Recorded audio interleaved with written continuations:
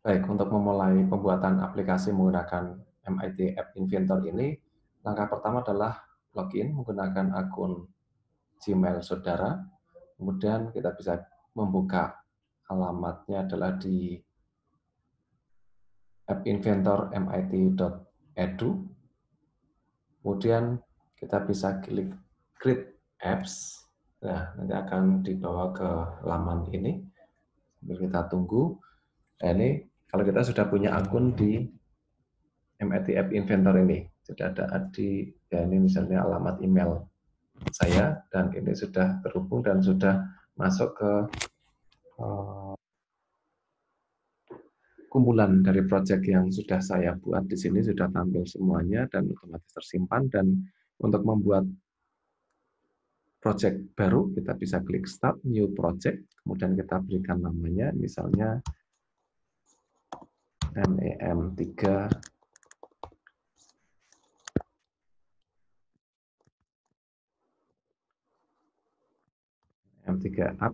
apps misalnya. Setelah itu kita tunggu. Nah, ini adalah tampilan awalnya, ada pilihannya bisa menggunakan smartphone atau tablet atau monitor. Nah, ini kita pilih dan misalnya kita akan membuat untuk aplikasi di HP, gitu ya. Dan ini ada tampilan untuk user interface dan ada palet dan ada layout, kemudian ada media, kemudian ada maps, ada sosial, ada sensor dan sebagainya. Silakan saudara bisa mengeksplorasi. Di bagian tengah ada viewer dan ada komponen. Nanti akan kita tambahkan komponen-komponennya. Kemudian ada properties untuk mengubah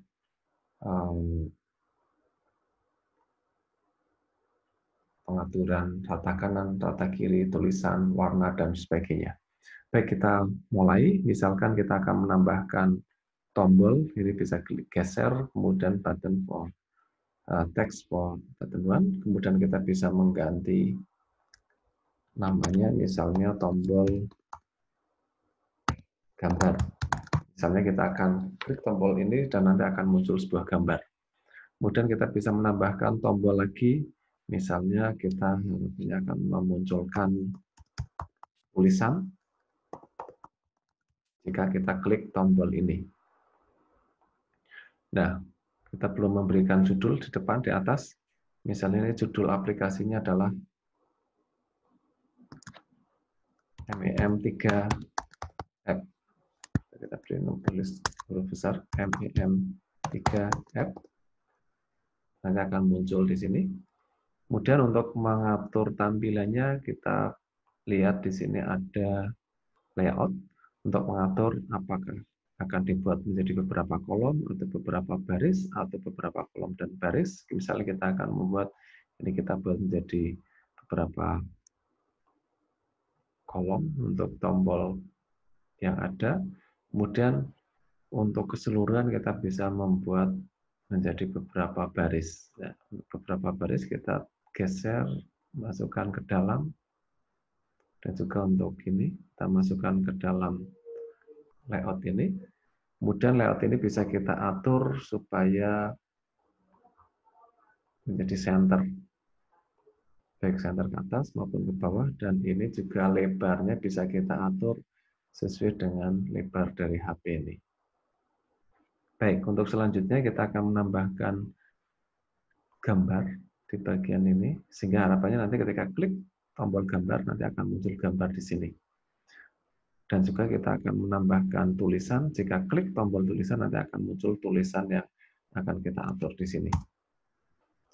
Nah, kalau sudah, mudah untuk yang selanjutnya kita bisa mengatur, menambahkan gitu ya. Jadi di sini ada gambar, kita tambahkan gambar di media, klik tombol upload, kemudian choose file, kemudian kita bisa pilih gambar di laptop gini. Oke. Kemudian untuk yang selanjutnya untuk pengisian filenya.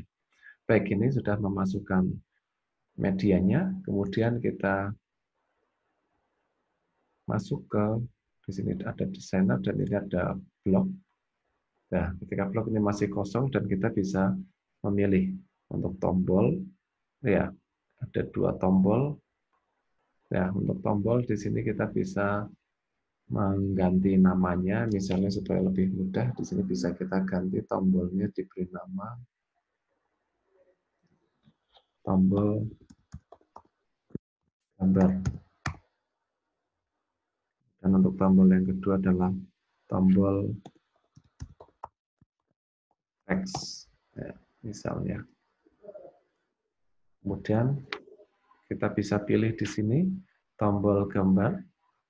Apa yang akan kita lakukan dengan tombol gambar? When tombol gambar klik, do, ya harapannya nanti akan muncul image, set image picture to.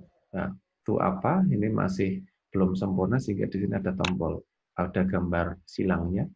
Kita klik this block need a value block connected to its socket. Ya, jadi di sini kita bisa menambahkan teksnya. Ya, untuk teksnya ini kita tulis nama filenya yang sudah kita simpan tadi dan harapannya akan muncul ketika tombol ini diklik.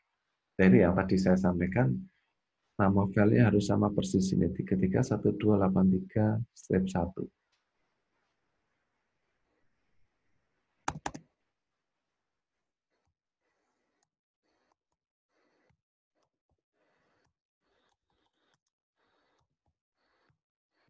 Ya, 33183-1. 33123-1. Ini harus sama persis.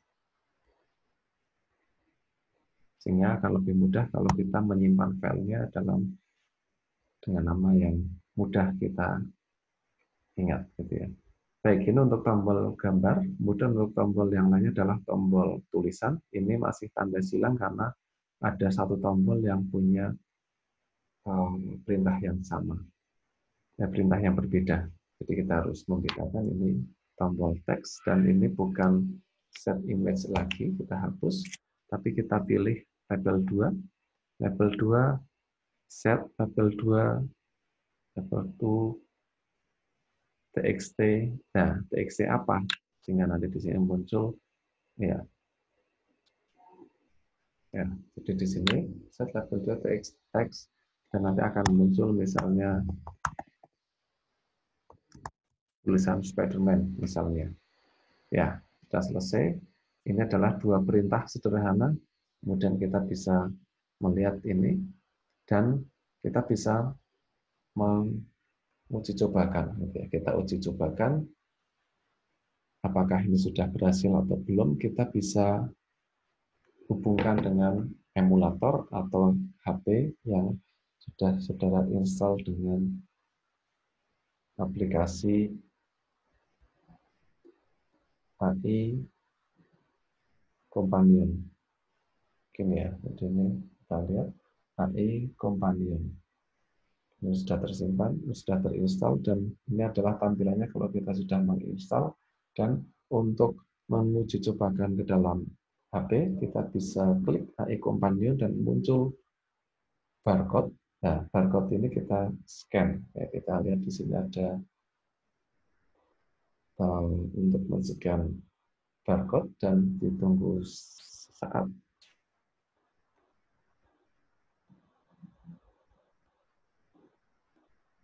Kemudian ini ada tampilan seperti ini. Ya, tombol gambar, tombol tulisan. Ketika kita klik tombol gambar, nanti akan muncul gambar yang kita harapkan tadi. Kemudian ketika kita klik tombol tulisan, nanti di bagian bawahnya ada tulisan yang kita tuliskan tadi sesuai perintahnya di sini. Dan ini kalau di sini tidak akan muncul dan bisa kita lihat di simulasinya di HP. Baik, kemudian untuk selanjutnya kita juga perlu menambahkan tombol hapus. Bagaimana untuk menambah tombol hapus? Kita bisa klik duplikat. Hanya saja di sini tombolnya baru 2, sehingga kita harus menambah di desain. Kita tambah satu tombol lagi, hapus misalnya. Misalnya ini tombol hapus. Oke, ya. Jadi di sini ada 3 tombol yang sudah tersedia. Nah, biar tidak terlalu panjang, ini tulisannya kita ganti saja. Misalnya ini adalah gambar. Kemudian yang tengah ini adalah tulisan, dan seterusnya. Ya. Dan secara otomatis nanti di sini juga akan berubah tampilannya sesuai dengan tampilan dan tanpa harus mengawali dari scan barcode dan sebagainya. Tinggal kita atur di lock. Ini kita klik button 1 karena tadi button 1 belum kita beri nama. Setelah ini kita beri blank, kosong. Kemudian untuk image-nya juga kita duplicate, tapi dihapus isiannya di sini. Ya, sehingga kalau kita lihat hasilnya, kita coba ketika kita klik tombol gambar, muncul gambarnya. Klik tombol tulisan, muncul tulisan di bagian bawah. Ketika klik tombol hapus, nanti akan hilang semuanya. Ya, baik. Ini kurang lebih cara kerjanya aplikasi sederhana seperti ini dan cara membuatnya, merancangnya seperti ini. Ya, kurang lebih itu yang nanti akan saudara kembangkan, tapi disesuaikan dengan materi pelajaran matematika yang akan disampaikan melalui media aplikasi smartphone. Ya, setelah dibuat dan setelah selesai, kemudian kita pastikan tampilannya juga bisa kita ubah supaya menarik dan sebagainya. Langkah selanjutnya adalah build dengan QR code atau ada pilihan save APK. Jadi kita bisa menyimpan APK, format APK, tunggu beberapa saat, dan akan terdownload, dan dari download itu kita pindahkan ke HP, dan dari HP kita bisa menginstal. Nah, saya perlu diatur setting untuk menerima instalasi dari eksternal, gitu ya. Jadi mungkin tergantung dari pengaturan di sini. Ini tergantung semakin besar atau semakin banyak gambar atau dan sebagainya juga akan semakin lama progresnya. Dan ini sudah selesai dan nanti akan terinstall, terdownload di laptop saudara, dan dari laptop bisa dikopi ke HP dan dari HP bisa diinstal. Atau bisa juga melalui provide QR code for APK, kemudian bisa klik, kemudian scan barcode-nya, dan nanti bisa kita scan barcode dan bisa kita akses lewat HP dan bisa kita download langsung di HP dan terinstall di HP. Ya, itu untuk proses instalasinya, hasilnya, dan untuk memperoleh hasilnya kita juga bisa simpan backup. Ya, ini hasil tadi untuk yang build-nya melalui barcode, dan setelahnya kita bisa menyimpan project ini, save project as, dan export select project AIA to my computer. Ya, AIA ini yang nanti akan tersimpan di laptop atau di PC saudara, dan nanti akan bisa dipanggil kembali melalui MIT App Inventor ini, atau bisa menggunakan akun lain sehingga bisa dibuka dan bisa dimodifikasi. Dan nanti bisa diimport ke